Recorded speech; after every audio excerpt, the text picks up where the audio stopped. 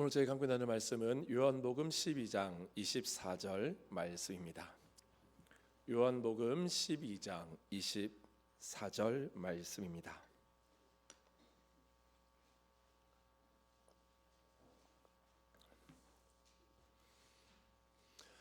요한복음 12장 24절 말씀을 우리 다 함께 한 목소리로 읽겠습니다. 내가 진실로 진실로 너희에게 이르노니 한 알의 밀이 땅에 떨어져 죽지 아니하면 한 알 그대로 있고 죽으면 많은 열매를 맺느니라. 아멘. 우리 한 군데 더 보겠습니다. 마태복음 5장 44절입니다. 앞에 화면에도 나와 있습니다. 마태복음 5장 44절 말씀을 우리 또 다 함께 한 목소리로 읽겠습니다. 나는 너희에게 이르노니 너희 원수를 사랑하며 너희를 박해하는 자를 위하여 기도하라. 아멘. 오늘도 이 자리에 오신 성도님들께 주님의 은혜와 크신 사랑이 늘 가득하시기를 주님의 이름으로 축복합니다. 오늘 이 선교 예배를 준비하면서 어떤 말씀을 이렇게 준비할까 하다가 참 많은 고민이 되었습니다. 우리 그림 하나 좀 띄워주십시오. 앞에 화면을 보면 벤가드라는 이런 책이 있습니다. 제임스 게일 선교사가 남긴 소설인데요, 참으로 선교 예배를 준비하면서 초기 우리 조선 땅에 왔던 선교사님들의 그런 열정과 헌신이 또 어떠했는지를 우리가 말씀 통해 살펴보면서 우리가 이 시대 가운데 일상의 선교사로서 어떻게 나아가야 할지 말씀을 통해서 살펴보고자 합니다. 이제 화면 없애줘도 되겠습니다. 이 벤가드라는 이 말의 뜻은 군대의 맨 앞에 서서 길을 여는 선구자, 전위대를 뜻합니다. 이 책은 평양 선교의 개척자인 사무엘 마펫을 비롯한 초기 선교사들이 어떻게 이 척박한 조선 땅에 영적 벤가드가 되었는지를 생생하게 증언하고 있습니다. 제가 앞에 이 책의 사진을 보여드린 이유는 감동 있으신 분은 이 책을 주문하셔서 읽으시면 됩니다. 우리 남상인 장로님 통해서 연락하시면 받을 수 있을 것인데요, 그 책을 통해서 참으로 다시 한번 우리 마음속에 있는 그런 복음의 열정들이 불타올랐으면 좋겠습니다. 오늘 우리가 앞에 두 본문을 읽었습니다. 이 두 본문은 이 선교사들이 가슴에 품고 살았던, 그리고 하나님의 나라를 움직이는 가장 위대한 역설을 보여줍니다. 먼저 읽었던 요한복음 12장 24절 말씀은 한 알의 밀이 땅에 떨어져 죽지 아니하면 한 알 그대로 있고 죽으면 많은 열매를 맺느니라고 말씀하죠. 예수님께서 십자가를 앞두고 하신 말씀입니다. 씨앗 안에는 생명이 있습니다. 그러나 그 씨앗이 창고에 안전하게 보관되어 있다면 그것은 영원히 한 알일 뿐입니다. 씨앗이 생명력을 발휘하려면 캄캄하고 차가운 흙 속으로 떨어져야 합니다. 껍질이 깨어지고 썩어지는 죽음의 과정을 통과해야만 비로소 30배, 60배, 100배의 결실을 맺는 것이죠. 또한 농부가 그 한 알이 자라도록 수많은 노력과 정성도 쏟아야 합니다. 이처럼 생명은 십자가라는 죽음을 통해서만 피어난다는 진리입니다. 또 마태복음 5장 44절 말씀은 어떠합니까? 너희 원수를 사랑하며 너희를 박해하는 자를 위하여 기도하라고 말씀하셨죠. 세상의 상식으로는 원수를 갚고 이겨야 승리하는 것입니다. 그러나 예수님께서는 자기를 찌르는 자를 위해 피를 흘리시며 기도하셨습니다. 이처럼 복음의 진정한 능력은 힘으로 상대를 굴복시키는 데 있지 않고 십자가의 사랑으로 원수의 마음을 녹이는 데 있습니다.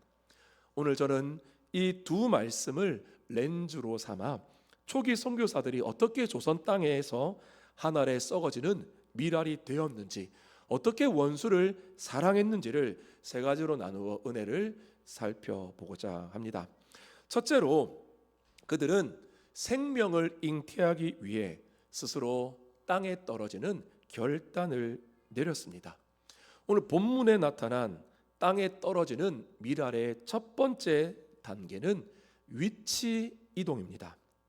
19세기 말 서양의 젊은 선교사 윌리스, 이 윌리스는 벤가드라는 소설책의 주인공의 이름이고요. 이 사람이 사무엘 마페 선교사입니다. 이는 복음을 전하기 위해 토론토의 안락한 삶을 포기하고 낯선 동양의 나라로 향하는 카레라는 배에 올랐습니다. 배 안에서 만난 부유한 청년 쇼랜드는 그를 이해할 수 없었습니다. 이 쇼랜드는 타락한 인본주의적인 전형적 질문을 던집니다. 자네같이 똑똑한 친구가 왜 인생을 그런 선교 사역과 같이 쓸데없는 데 쏟아 부으려 하는지 알 수가 없네. 이 같은 선교는 정말 미친 짓이야라며 윌리스를 만류하였습니다. 이것이 세상의 논리입니다. 그러나 개혁주의 신학은 말합니다. 성도의 삶은 자신의 야망을 이루는 것이 아니라 하나님의 영광을 드러내는 도구라고 말합니다. 윌리스는 자신의 재능과 지능과 청춘이 자신의 것이 아님을 알았습니다. 그는 안개자욱한 바다 위에서 내 손을 잡고 계시는 동반자이신 하나님의 주권을 신뢰하며 불확실한 바다를 향해 믿음의 향해를 계속했습니다. 그들이 조선의 평양에 도착했을 때 마주한 현실은 차갑고 척박한 흙과 같았습니다. 윌리스가 거처하는 곳은 세로 3m, 가로 2.4m, 높이 1.8m의 어둡고 좁아 질식할 것 같은 방이었습니다. 통풍조차 되지 않는 그곳에서 수많은 조선인들이 몰려와 끊임없이 무례한 질문을 퍼부었습니다. 몇 살이요? 왜 머리가 그렇게 하얗게 새버렸슈? 25이 되도록 장가도 못 갔으니 당신이 믿는 신은 능력이 대단하지 않는가 보라며 비아냥거리기도 하였습니다. 또한 동양인 특유의 냄새가 사람을 질식시킬 정도로 풍기는 그 좁은 방에서 이 윌리스는 몰려드는 인파에 파묻혀 긴 하루를 보냈고 마음은 녹초가 되었습니다. 그를 돕고 있던 소년이었던 용이마저 온종일 찾아오는 사람들은 보잘것없이 낮은 계층의 조선인들 뿐이라며 불평을 터뜨렸습니다. 그러나 윌리스는 나는 그들 모두를 만나서 하나님이 그들을 얼마나 사랑하시는지를 말해주고 싶다며 그 불평하던 용의를 타이릅니다.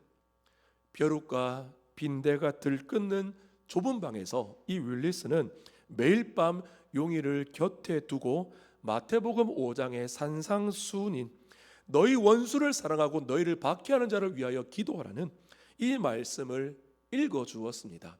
이 윌리스는 예수님의 말씀을 단순히 입술로만 가르친 것이 아니라 자신의 안락함을 찢어내고 냄새나는 좁은 방을 기꺼이 자신의 무덤으로 삼으며 온 삶으로 실천해 냈던 것입니다. 둘째로 이 초기 선교사들은 환난과 공포 속에서도 생명을 살리는 십자가의 사랑을 보여주었습니다.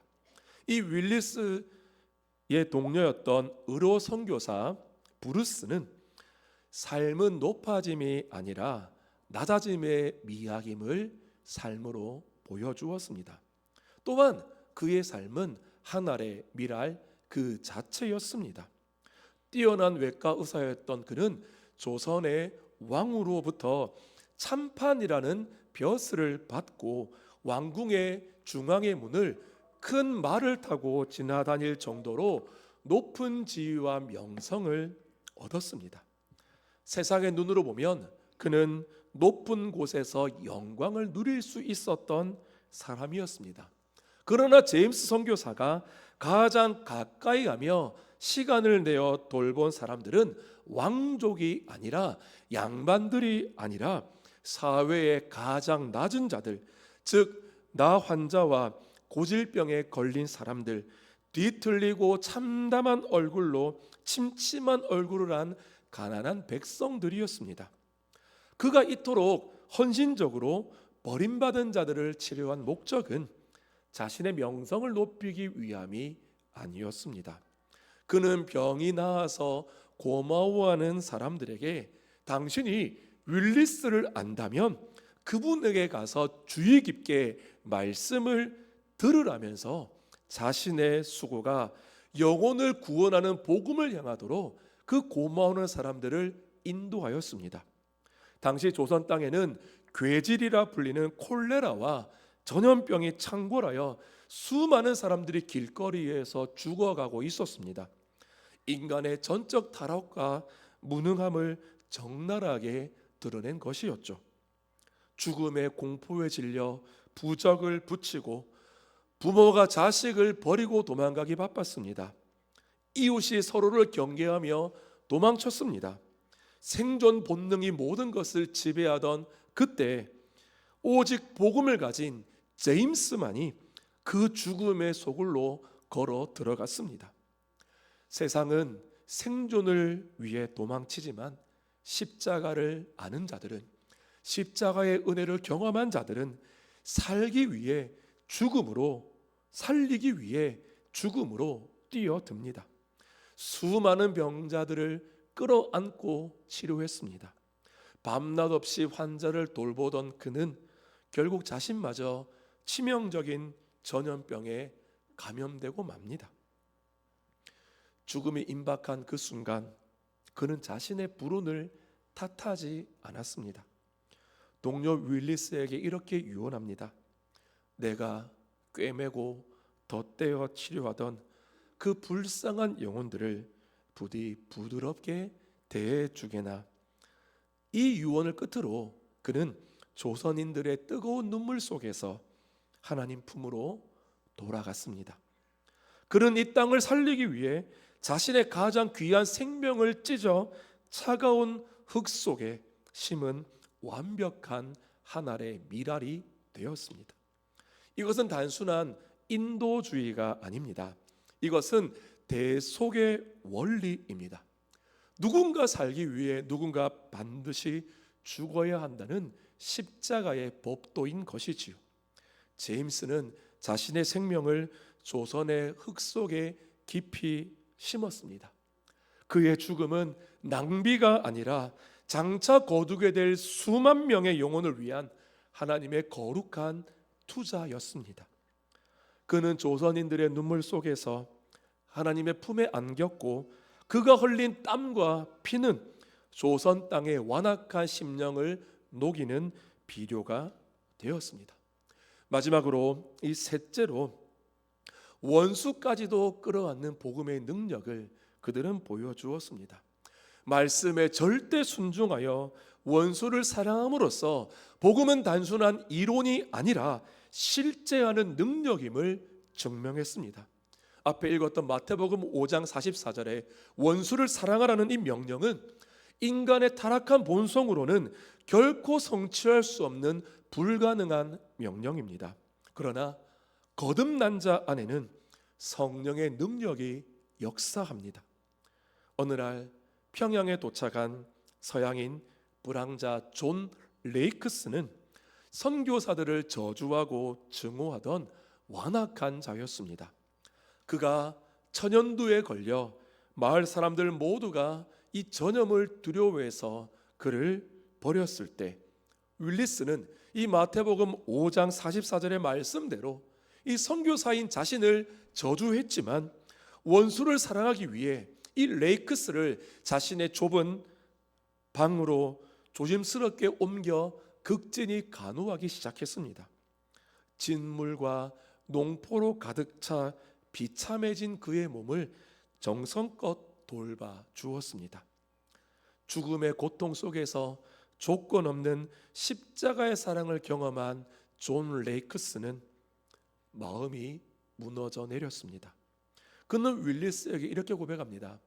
나는 항상 선교사들을 비난해 왔어요. 내가 누군가의 도움이 필요할 때 선교사가 와서 나의 이 늙은 몸뚱이를 이렇게 돌봐줄 줄은 꿈에도 생각 못했지요 라고 말하였습니다. 윌리스는 그 말을 듣고 그에게 긴 설교를 늘어놓는 대신에 레이크스가 베고 있던 베개를 고쳐주며 이렇게 대답했습니다. 하나님은 용서에 있어서도 위대하십니다 라고 답해 주었습니다. 존 메가더 목사는 회심의 핵심을 하나님의 거부할 수 없는 은혜라고 설명합니다. 레이크스의 완고한 자아는 윌리스의 논리적인 설교에 굴복한 것이 아니라 그가 보여준 십자가의 실천 앞에 무너졌습니다. 이 따뜻한 손길과 사랑의 실천이 굳게 닫힌 원수의 영혼을 깨웠습니다. 이 레이크스는 결국 그가 가진 병이 치료되지 못하고 숨을 거두기 전에 미소를 지으며 이렇게 기도했다고 합니다. 주님, 저는 극동에서 방랑하고 있는 존 레이크스입니다. 내가 평생 저주해왔던 사람들 중에 한 명인 이 선교사는 저를 축복하고 도움을 주고 있습니다. 나는 당신을 증오해 왔습니다. 그리고 사람들을 향해 자신의 이름을 밝히며 마지막 말을 남깁니다. 나는 몹시 나쁜 사람이었습니다. 하지만 하나님께서 이 선교사를 축복해 주시기를 빕니다. 지금부터 나는 하나님을 믿습니다라고 사람들에게 말했다고 합니다. 사랑하는 성도 여러분, 이것이 복음의 승리입니다. 원수를 친구로 바꾸고 증오를 찬양으로 바꾸는 능력은 오직 죽어지는 미라를 통해서만 나타납니다. 윌리스가 자신의 정결함과 안위를 포기하고 원수의 고름 속으로 들어갔을 때 죽어가던 한 영혼이 영원한 생명을 얻는 기적이 일어난 것이지요. 말씀을 맺겠습니다. 이 초기 선교사들의 삶은 화려한 영광이나 성공이 아닙니다. 이 존 레이크스가 선교사들을 증오했던 이유가 무엇이었겠습니까?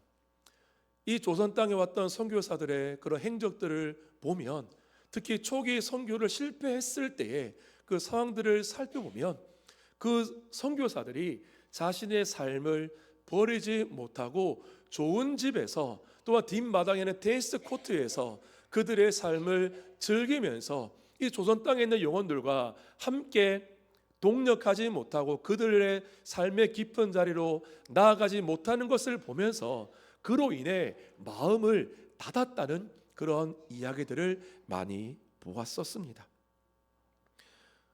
오늘 우리가 누리고 있는, 경험하고 있는 이 신앙의 자유와 축복은 결코 거저 주어진 것이 아닙니다.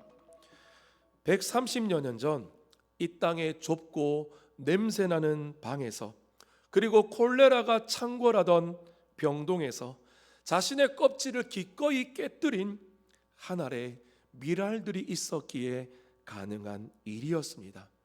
하나님의 주권적인 은혜가 그들을 벤가드, 즉 선구자로 세우셨고, 그들의 죽음을 통해 오늘날 저와 여러분들이 구원을 얻고 한국교회라는 거대한 열매가 맺힐 수 있게 되었습니다. 그 누가 알았겠습니까? 이렇게 선교사들을 핍박하고 복음을 거부하던 이 조선 땅이 세계에서 선교사를 두 번째로 많이 파손 나라가 될 정도가 될 줄 누가 알았겠습니까?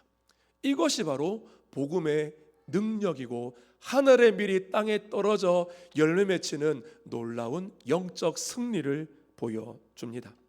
그러나 성도 여러분, 이 놀라운 은혜 역사 앞에서 우리가 단지 이 선교사님들이 참으로 훌륭하셨다라고 감동하는 데 그쳐서는 안 됩니다. 오늘 본문에 예수님께서는 윌리스와 제임스 선교사에게 하셨던 것과 똑같은 말씀을 오늘 우리에게도 하고 계십니다. 너희는 오늘 너희의 삶의 자리에서 한 알의 밀알로 죽어지고 있는가라고 묻고 계십니다. 앞에 말씀드렸던 존 메가더 목사님은 엄중히 경고합니다. 십자가가 없는 영광을 구하는 자는 그리스도의 제자가 아니다라고 분명히 말씀합니다. 해외로 나가 복음을 전하는 것만이 선교가 아닙니다. 우리가 있는 가정, 학교, 직장, 그리고 이 지역 사회가 바로 하나님께서 우리를 파송하신 선교지입니다.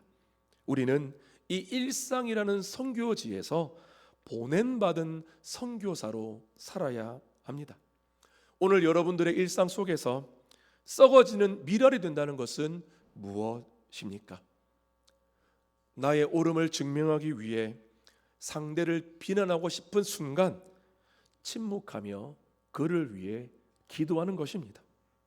남들이 꺼리는 일을 내가 먼저 묵묵히 감당하는 것입니다.